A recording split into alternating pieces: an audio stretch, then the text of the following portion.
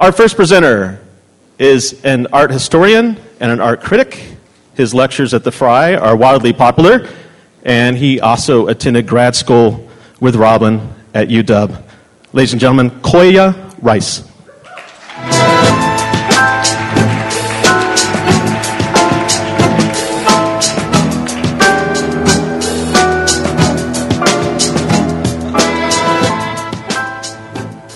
That is a man who knows the value of production.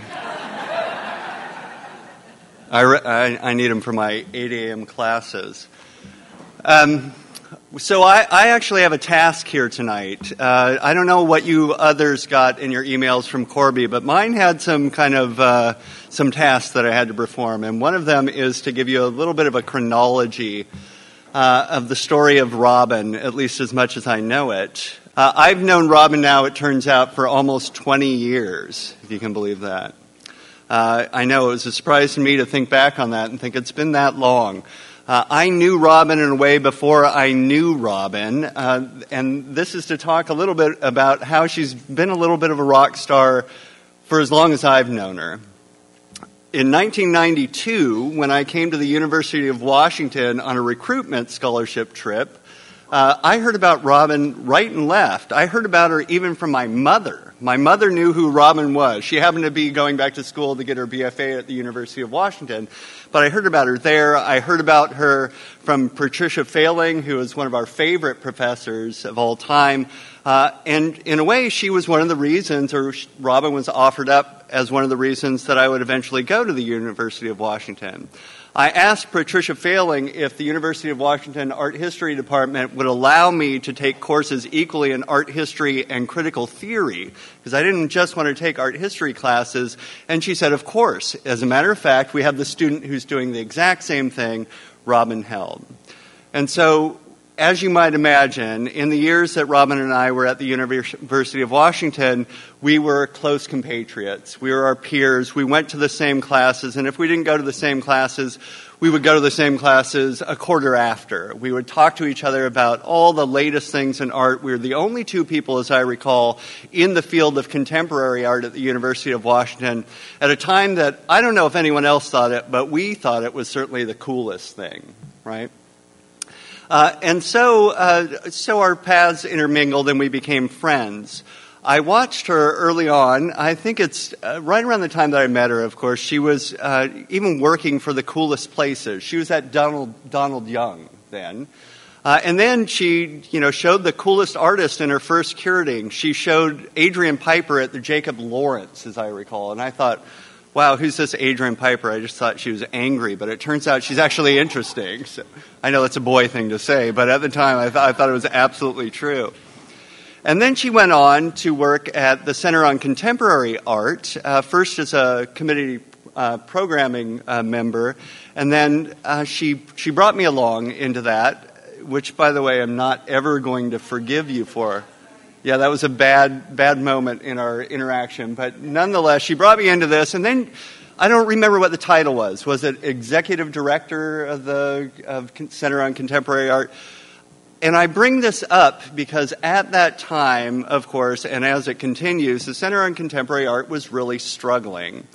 And for whatever reason, Robin stuck with it. I mean, she stuck with it at points when I thought, why are you here? What do you have to achieve? But she really wanted to see that organization succeed, and so she stuck with it as far as she could. That's a part of Robin that I know.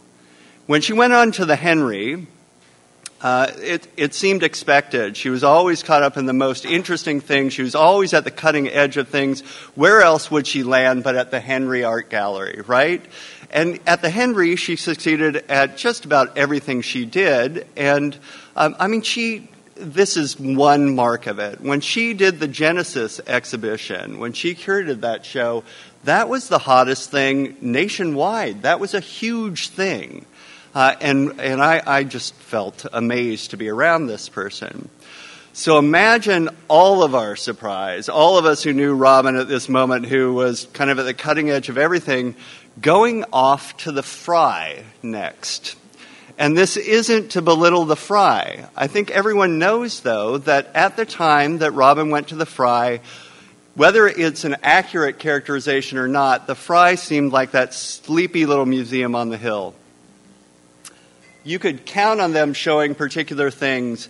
Those galleries were reserved for just the Fry founding and extended collection, but nothing else was going to get into those major galleries. As a matter of fact, the rules, at least as much as they were interpreted from the will, suggested nothing could be taken down. You know, you had to always be showing parts of that founding collection. And so it seemed like a very limited place for Robin to land. And this is, you know, again, whether that's right or wrong, it certainly seemed the case to all of us as we scratched our heads wondering, what the hell is she thinking?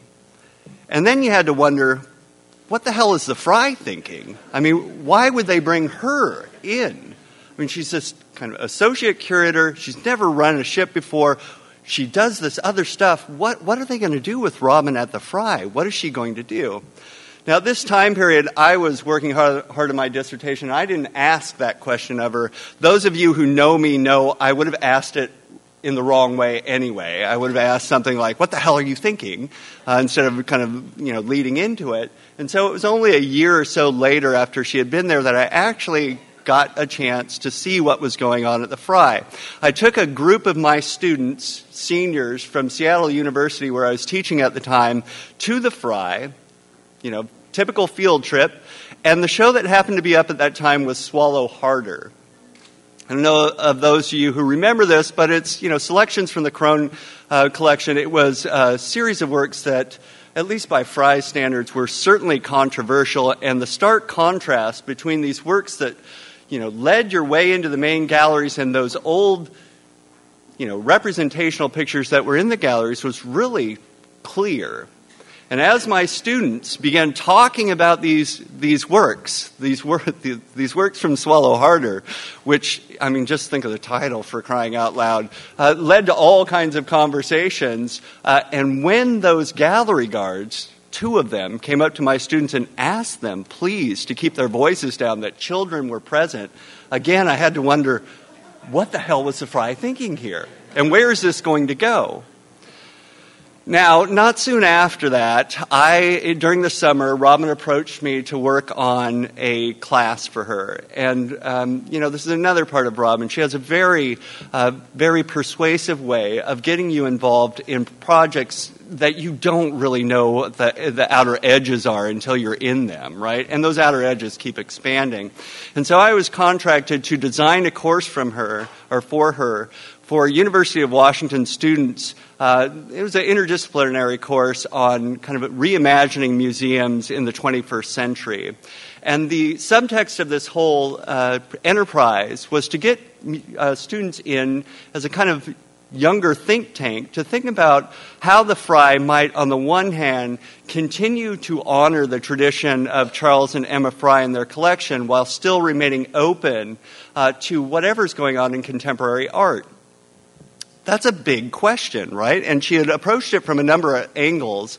There were community meetings at the Fry later on in the course of this quarter, in which, by the way, the story goes on from once I was asked to contract, then I was somehow talked into, co-teaching it, and then pretty soon I was running lectures, and she was sitting in the background and humming and hawing and pointing out things. And in any case, it was a tough class, to say the least. And we struggled with how you were going to fulfill these two mandates, to somehow remain, in one way or another, responsive to what the wishes of the Frys might have been, and on the other hand, to open up that museum to new arts of the 21st century.